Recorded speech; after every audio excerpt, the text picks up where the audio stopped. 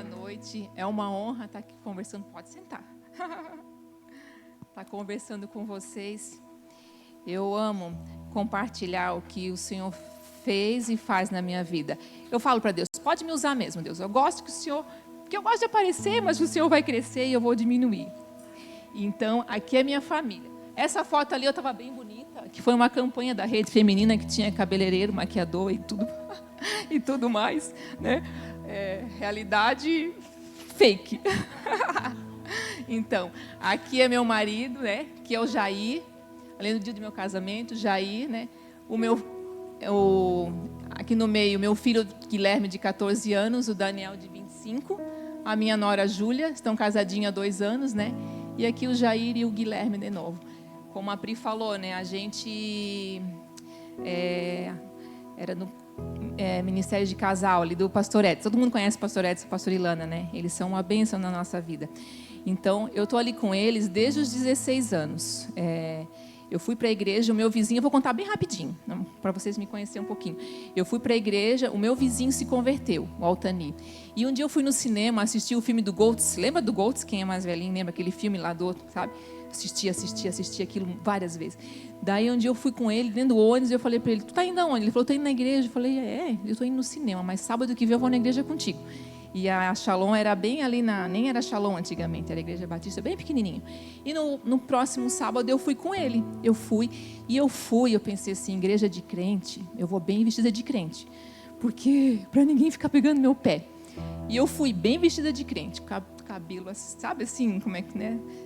Quando eu cheguei lá, não tinha ninguém vestido igual eu, só eu, para minha surpresa. Eu falei, aí eles vieram perguntar, de onde a irmã é? Eu falei, de lugar nenhum. E eu sei que eu fiquei e estou até hoje. Então, ali, né, foi onde eu comecei a ler a palavra. Eu tinha uma sede. Eu sempre li a Bíblia, eu gostava de ler a Bíblia. Eu tinha uma Bíblia desde pequena com a capa laranja. Não sei quem conhece aquela capa laranja com figuras assim. Então, eu sempre li muita palavra, mas eu nunca entendi nada. E quando eu me converti, que eu aceitei Jesus, que eu pensei, meu Deus, eu quero entender a Bíblia. Eu fiz assim, eu botei clipes assim na minha Bíblia ali, eu lia vários capítulos por dia. 7, 8, lia. E eu comecei a entender, e aquilo foi fantástico para mim. Foi a coisa mais maravilhosa entender a palavra de Deus. Então eu sempre li muito livro. Aí então conheci meu marido. Quando ele foi conversar comigo, para namorar comigo, eu pensei que ele ia me falar para discipular uma menina. Eu fui para conversar com ele. Quando ele me pediu para namorar, eu aceitei na hora, porque ninguém que nunca queria namorar comigo. Eu estava na igreja 2 anos. Pensei, vai esse mesmo. Eu conto para ele, vai esse mesmo. Depois eu gosto dele. Ele era bonitinho, olha lá que homem lindo que era, né? E eu pensei, meu Deus, aceitei namorar com homem sem nem orar, mas depois foi uma bênção, assim. Depois eu gostei demais dele. E ele foi uma bênção na minha vida. Meu casamento foi bem legal. Meu casamento teve as dificuldades, os desafios, como todo mundo que é casado aqui tem, né? Mas era bem bonitinho, assim, porque eu casei, quando eu namorava, eu lia livro de namorado. Quando eu casei, eu lia livro de casado. Quando eu tive filho, eu lia livro de filho. Então, eu buscava conhecer, porque a gente não sabe, né? Quando casa, nasce uma esposa. Quando nasce um filho, nasce uma mãe. Vou contar um pouquinho mais para frente, né? Quando morre um marido, nasce uma viúva, né?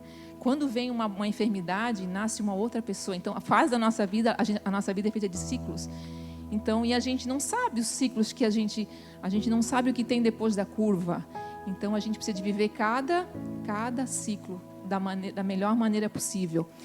Então, a minha vida era bem legal, comercial de margarina. E eu pensava que ia ser assim até o fim da vida. Velhinha, achava o Giovanni e a Beth, né? Eu pensava, que benção, essa mesa grande, eu achava maravilhoso. A família deles, eu acho ainda, né?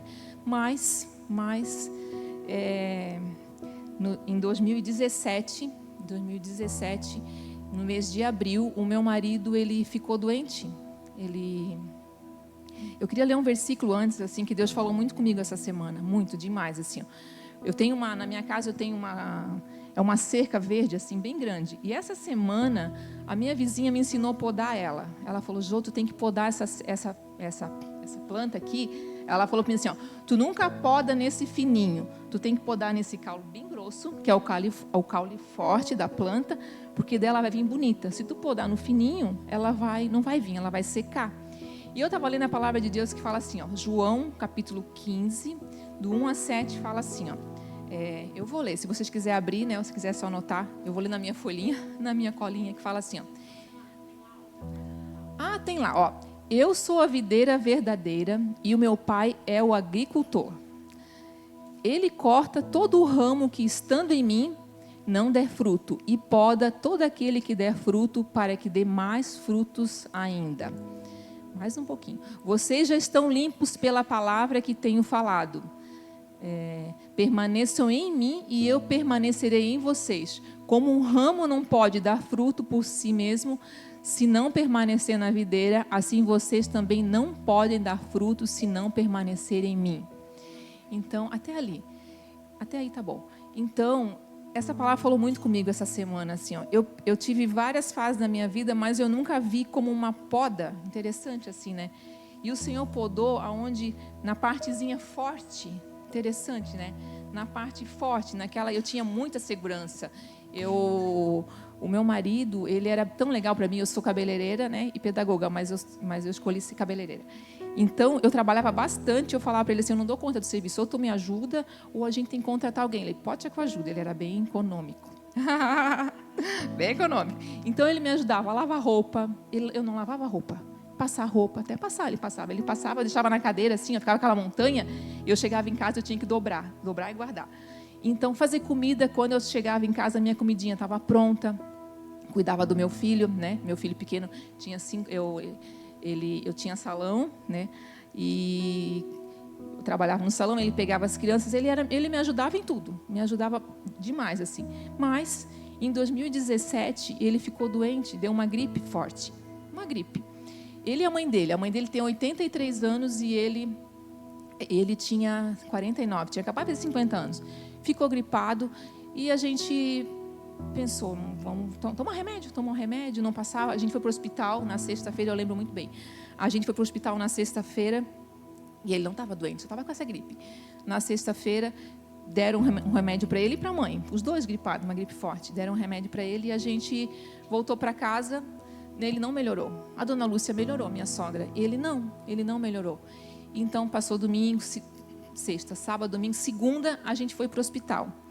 E naquele dia, eu tenho uma amiga minha, a Neusita, não sei se alguém conhece a Neusita, era uma mulher bastante gente conhecia ela em Blumenau. Ela estava com câncer, eu ia dar banho nela todo dia eu ia dar banho nela. E naquele dia de tarde, eu fui para casa e pensei, meu Deus, o que vai ser do marido da Nel? Ela tinha um filhinho de 7 anos. Quando ela partir, porque ela ia partir, ela já estava nos finalmente, né? Aí eu olhei para aquele céu e falei, Senhor, como que ele vai aguentar essa situação? Eu até esqueci o nome dele agora.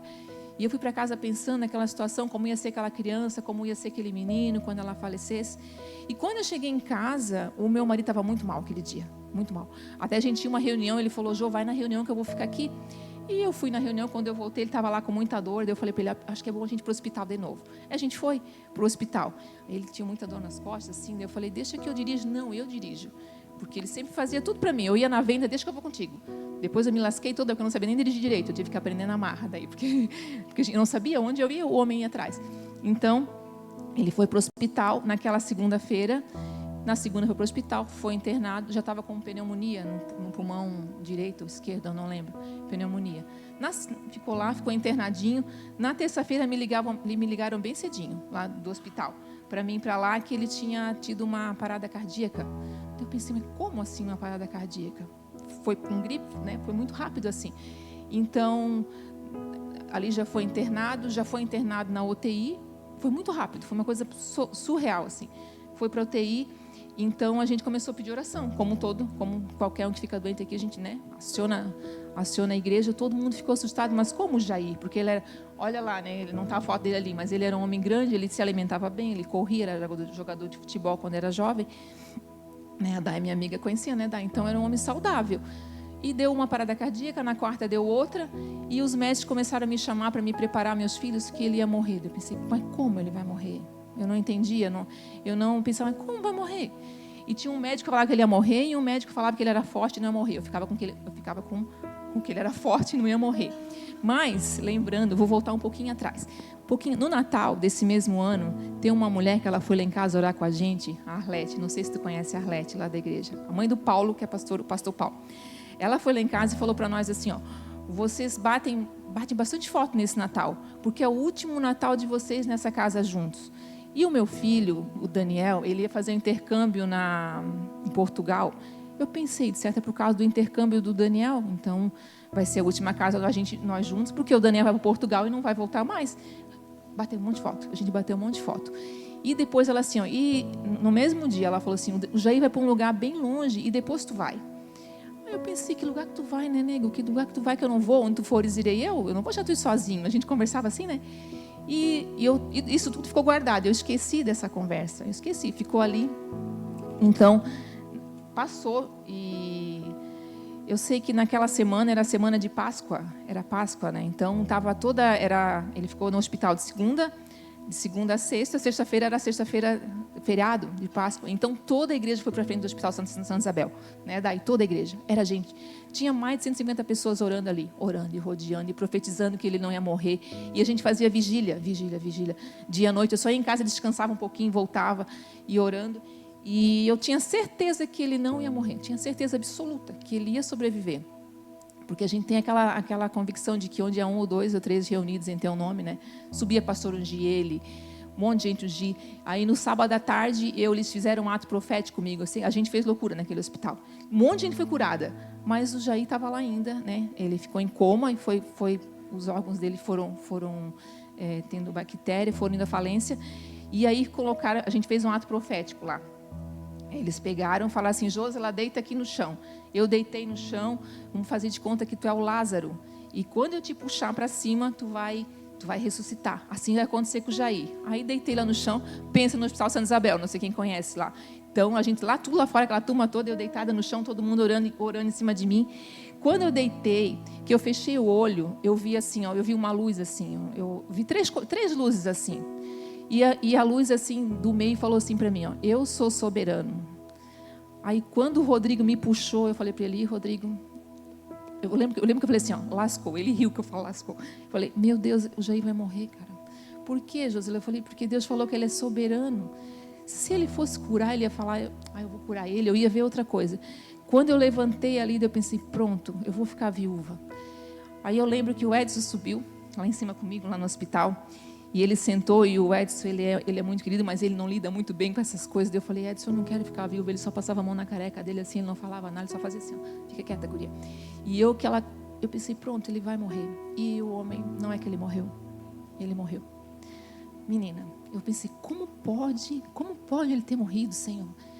E eu lembro que eu desci, quando eu recebi a notícia que ele morreu, eu desci com a minha sogra, assim, a gente era bem amiga, assim, né? E eu falei para ela, agora a senhora é a Noemi e eu sou a Ruth. Eu falei assim para ela, né?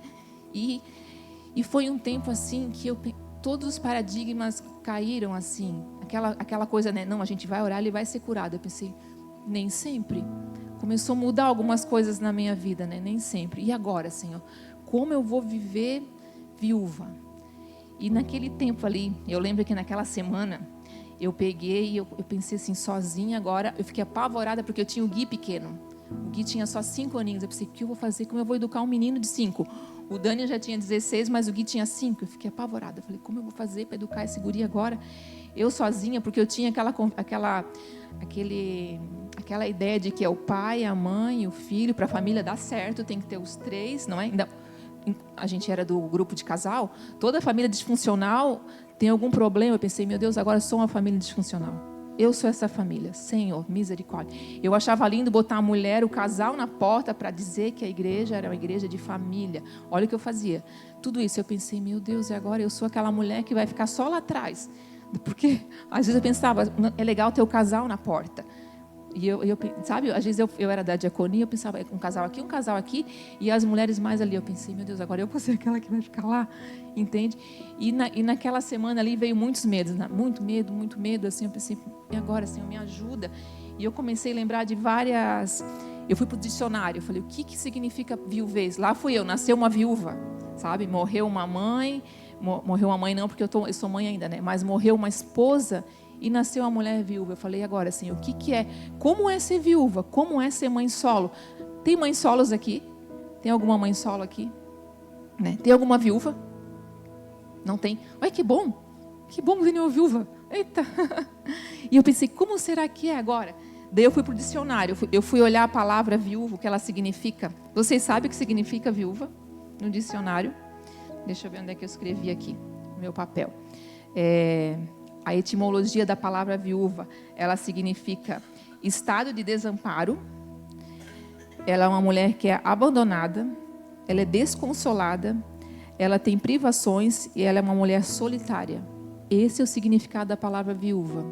Eu pensei, não, eu não quero ser essa mulher, eu não vou ser essa mulher. Eu peguei no meu dicionário, eu risquei mesmo com a caneta. Falei, não vou ser essa mulher, não. Daí eu coloquei do lado, eu peguei e escrevi no meu caderno. Aqui fala que ela vai ser estado de desamparo. Eu fui lá para a palavra de Deus, o que a palavra de Deus fala? Hebreus 13:5 fala, eu nunca os deixarei e nunca o abandonarei. Falei, pronto, eu sou essa mulher. Fala o quê? Desconsolo, ela é desconsolada. João 14:16 fala o quê? Eu rogarei ao Pai e Ele vos dará um consolador. Eu tenho um consolador, né? Privação.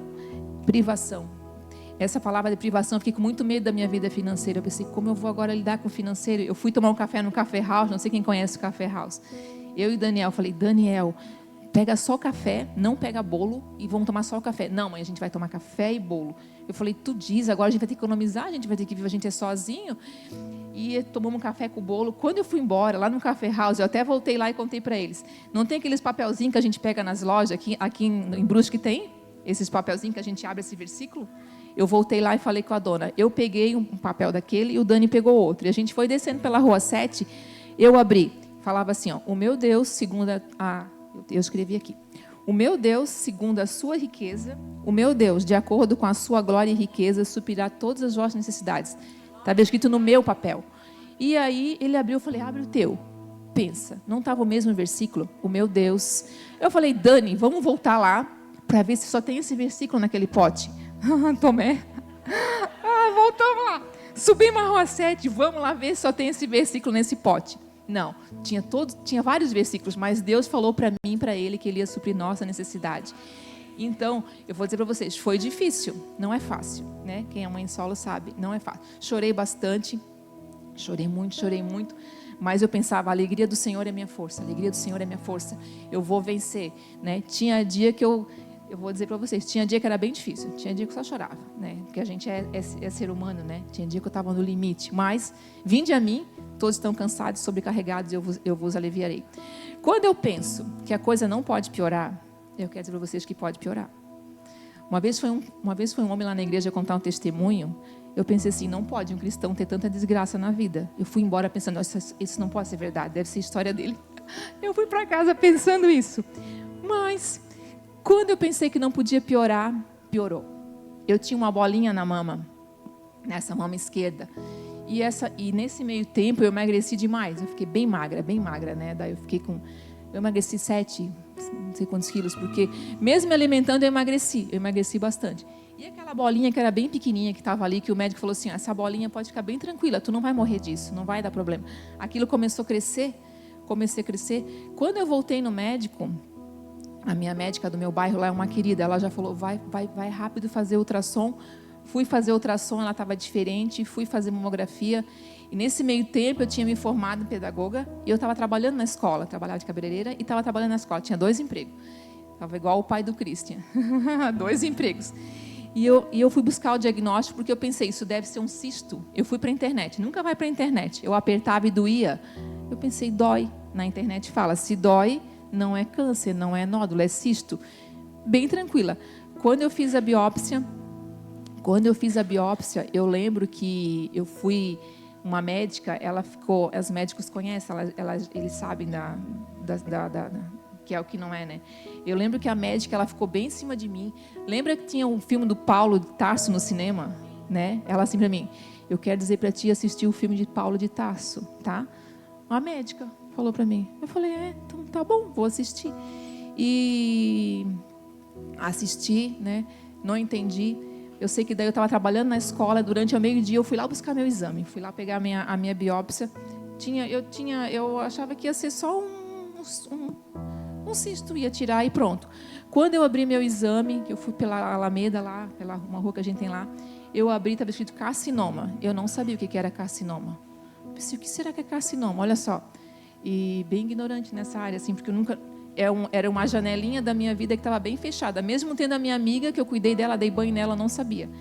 Fui para a internet, olhei, abri lá. Quando eu olhei, a mulher falou assim, ó, meu cabelo caiu. Eu fechei bem rápido a internet. Eu falei, meu Deus, será que é câncer? Fechei a internet e pensei, vou ficar bem quietinha e vou... Quando eu for no médico, ele vai me contar o que é. Então, nesse meio tempo, quando eu fui no médico, meu filho, ele estava lá, ele foi fazer... Eu estava sozinha com o Gui e o mais velho foi para a Argentina fazer comemorar a formatura dele de 2º grau. Ele não quis fazer festa, ele foi para a Argentina. E quando eu peguei o exame, ele me ligou de noite, mãe, o que deu o teu exame? Eu pensei, o que eu vou falar para esse guri? Porque eu não sei o que é carcinoma. Eu falei, ai filho, a gente vai ver, eu não sei direito. Ele disse que ele já foi no coração dele. A mãe está com câncer. E foi muito rápido, já fui no médico. Quando eu cheguei no médico, lá, ele assim para mim, querida, tu sabe, né? Tu foi para a internet, tu viu que é câncer maligno, tu vai perder tua mama. Eu falei, não, eu fui para a internet, fechei. Quando ele falou tudo o que ia acontecer comigo, eu pensei, meu Deus, e agora? E agora? O que eu vou fazer? Ele já não tem pai e agora a mãe vai morrer. A mãe vai morrer. Mas deixa eu contar um pouquinho antes, assim, uma coisa que eu lembrei. Quando fala que, meu Deus, segundo a sua riqueza, suprirá a necessidade. Tem tempo ainda, Pri? Tu me fala quando está acabando, Pri. Porque agora, se eu vou contar, tem coisa para contar. Esse aqui, ó, eu amo esse aqui. Tô brincando. Então, quando o Jair morreu, eu pensei assim, ele morreu tão de repente.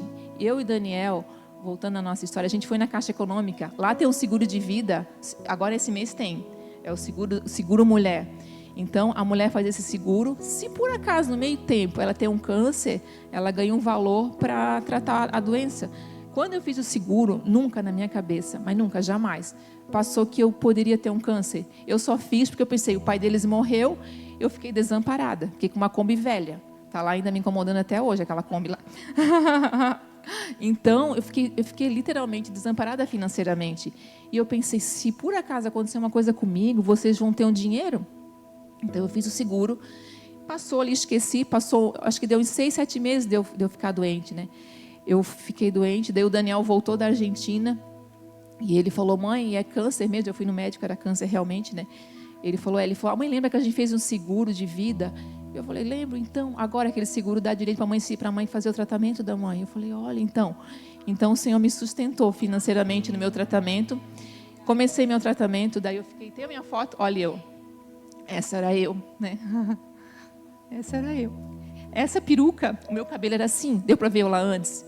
Então, essa peruca, eu fui lá na rede. Quando eu pensei, vou ficar careca nada.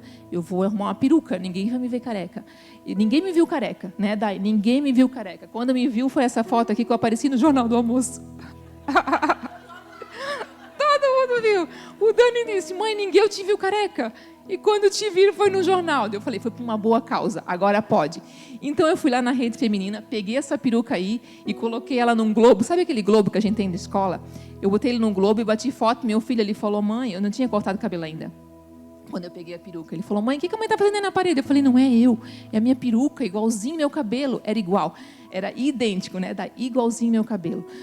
Peguei a peruca, daí eu comecei a fazer a minha primeira quimioterapia. O cabelo pesa, dói demais. Por isso que a gente raspa a cabeça. A Dai foi lá em casa, fez meu primeiro corte, né, Dai? Fez esse corte aqui, lembra? Um pouquinho mais curto.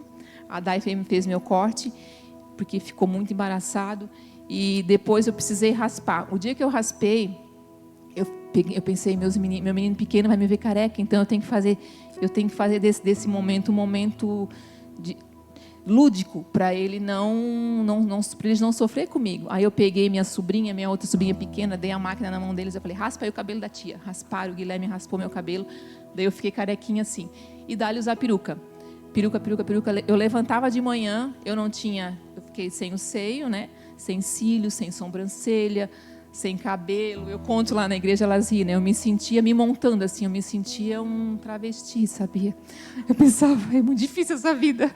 Bota peruca, bota lenço, bota cílio. Porque eu fiquei igual uma minhoca, assim. Fiquei muito feia, muito feia. Ali tá bonitinha ainda, porque tá de batom, coisinha ali, né? Mas eu acordava de manhã, eu pensava, meus filhos não vão me ver assim. Eu lá no meu quarto botei um espelho, Deus já colocava o lenço na cabeça, eu colocava a peruca, eu colava, aprendi a colar cílio como ninguém. Aquele cilhão assim, né? O Edson até dizia, mas tu tá bonita. Eu falei, é porque tu não me viu? Não me viu, né? Eles achavam bonita. Milagre, né? Milagre dos milagres. Daí eu falava, Senhor, ó, com câncer, viúva, mas feia não. Feia não. Me ajuda. Tomar uma aguinha. Então, e eu pensei, e agora, Senhor? E agora, o que eu vou fazer? Falando de livro, eu li um livro, Não Desperdice Seu Câncer, de John Piper. Esse livro tem Não Desperdice Seu Câncer, tem vários temas. Não desperdice seu divórcio, não desperdice nada na sua vida, nada que você está passando. Esse livro eu aprendi muito, ele fala assim, ó, se eu esperar para me sentir curada, me sentir realizada, me sentir feliz, só quando eu pegar o diagnóstico de cura, 5 anos depois, eu vou ser muito triste e deprimida. E ele fala assim, ó, aproveita no caminho, vai semeando, vai falando da palavra, vai profetizando, vai sentindo que a cura não é o meu corpo curado, é minha alma curada. Eu falei, Senhor, eu sou curada. Até hoje alguém pergunta, né? Muitas pessoas perguntam se eu sou curada. É um fantasma, né? Não sei se alguém aqui já teve câncer, né? Alguém já teve? Já teve? Não é? Não é um fantasminha. Qualquer nódulo a gente já pensa, meu Deus, será que é? Será que não é? Mas assim, ó, depois que eu li esse livro, eu aprendi assim, ó, que eu sou curada.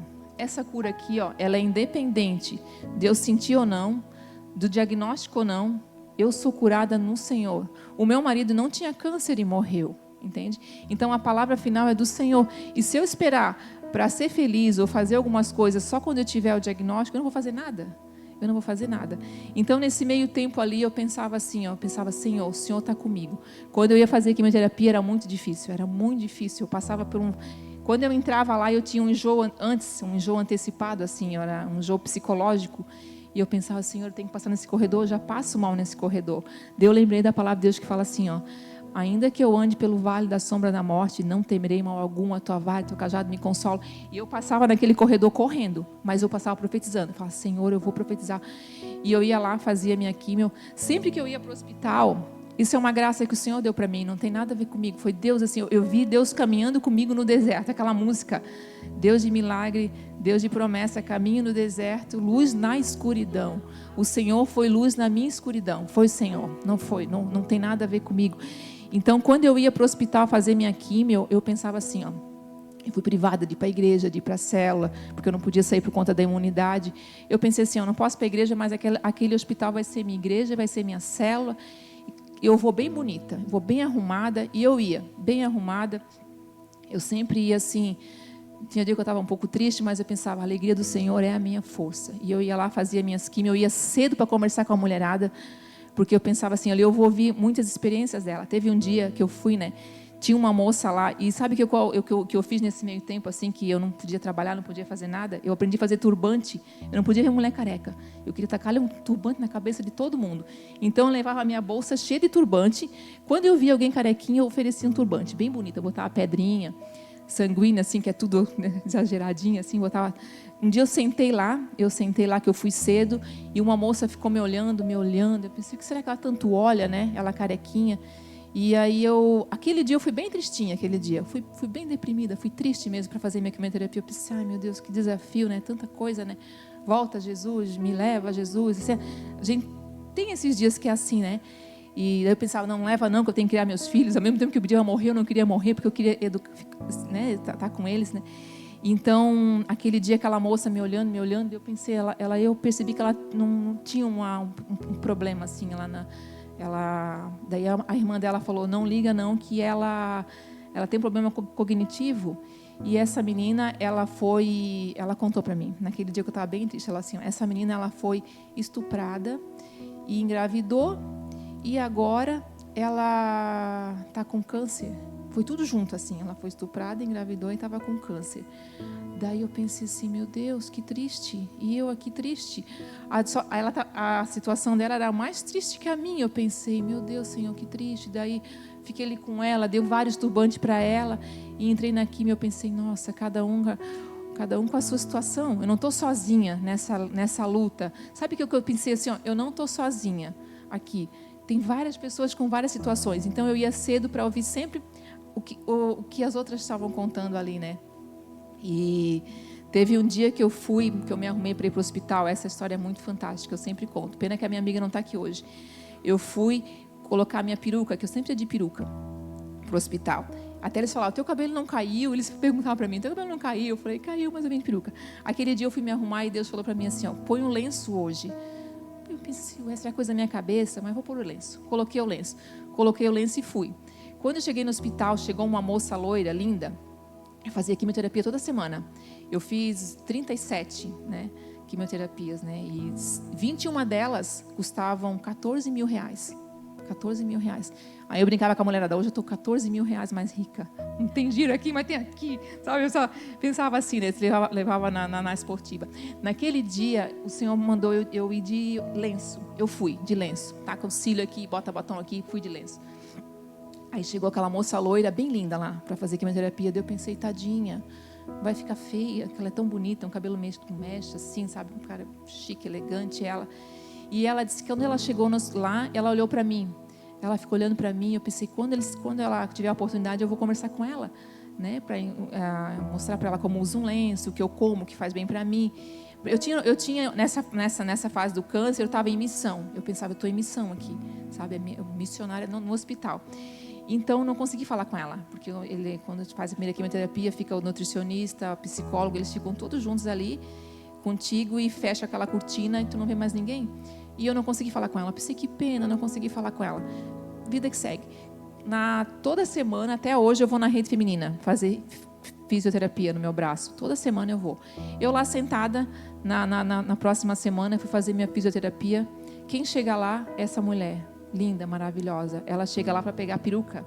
Quando ela me vê, ela fala, eu queria tanto falar contigo. Queria saber como que tu faz para colocar esse lenço. Olha só.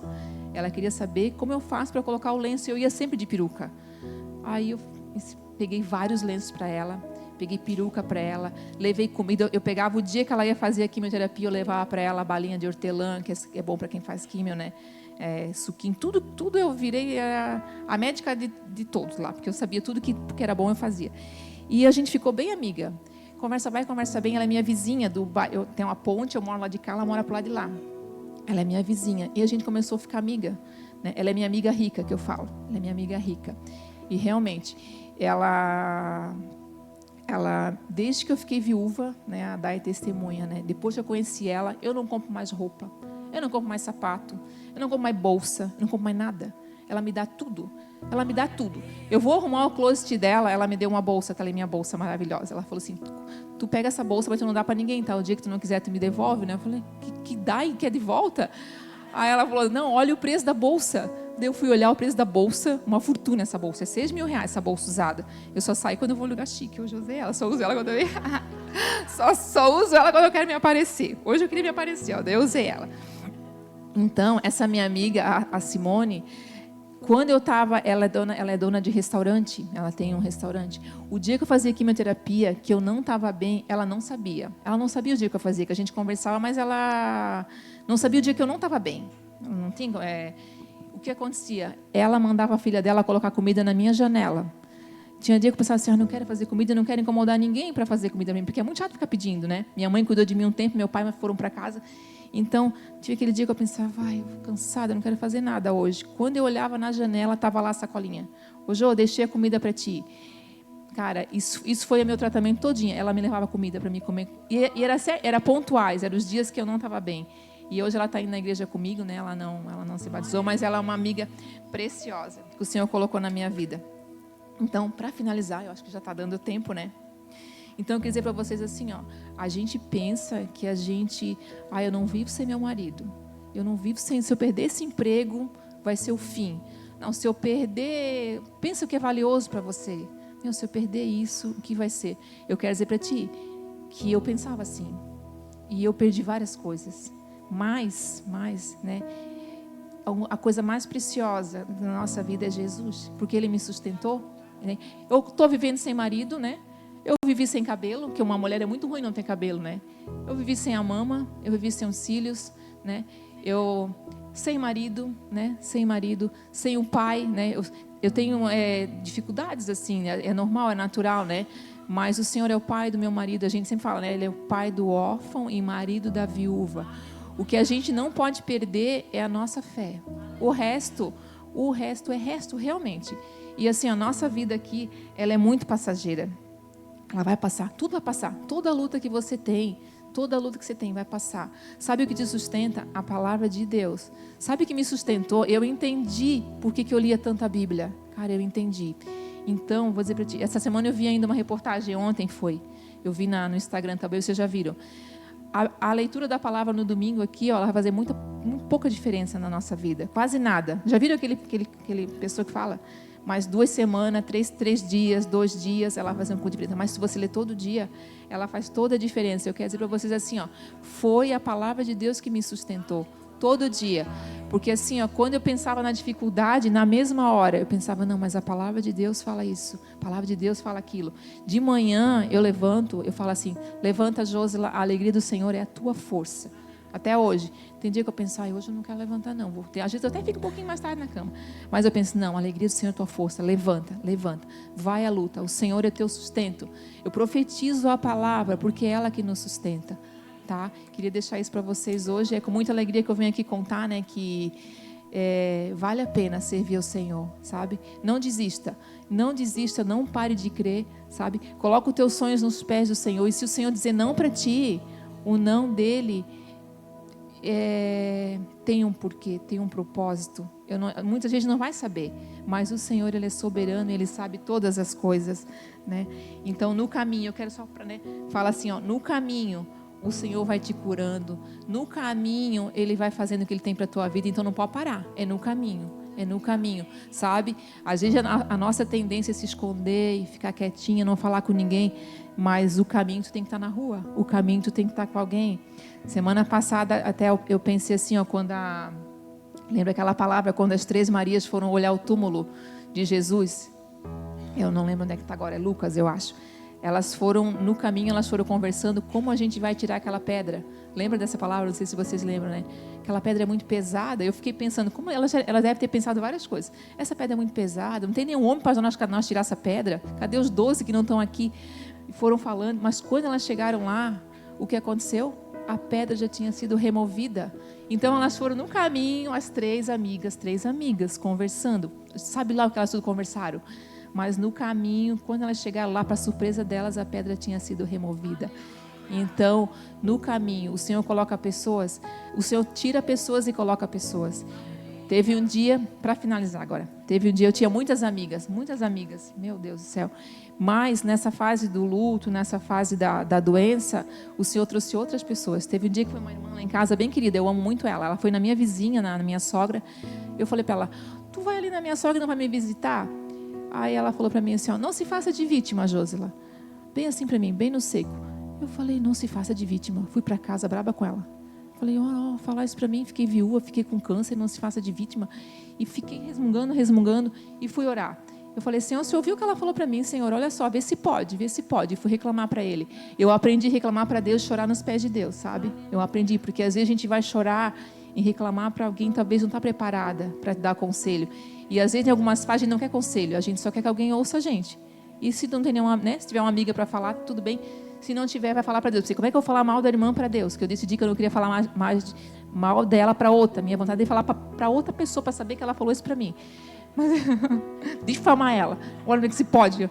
Porque ela era do nível assim, né? Ela não podia falar aquilo para mim. E eu falei, como ela fala isso para mim, Senhor? Ela era para estar aqui comigo orando. E sabe o que Deus falou para mim? Não se faça de vítima mesmo. Tu estás fazendo de vítima, sabe por quê? Eu sou suficiente para ti. Quem vir na tua casa, eu trouxe. Quem não vir, é porque eu não trouxe. Nessa fase da tua vida, algumas pessoas vão caminhar contigo e elas vão ser pontual na tua vida. É essa que é para caminhar contigo. Então, eu aprendi assim, ó.